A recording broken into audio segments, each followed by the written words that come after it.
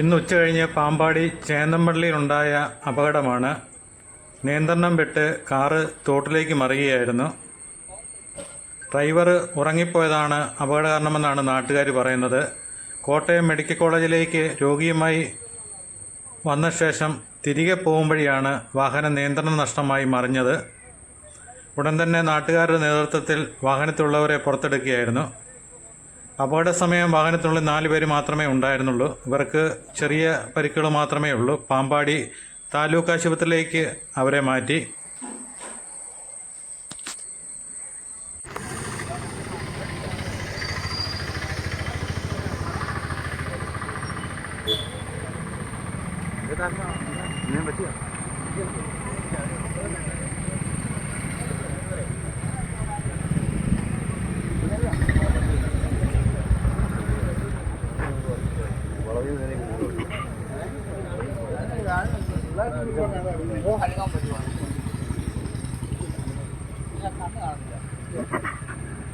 തുണി എടുത്തു വെള്ളം ഒഴിച്ചിട്ട് കൈയുടെ നോക്കാം.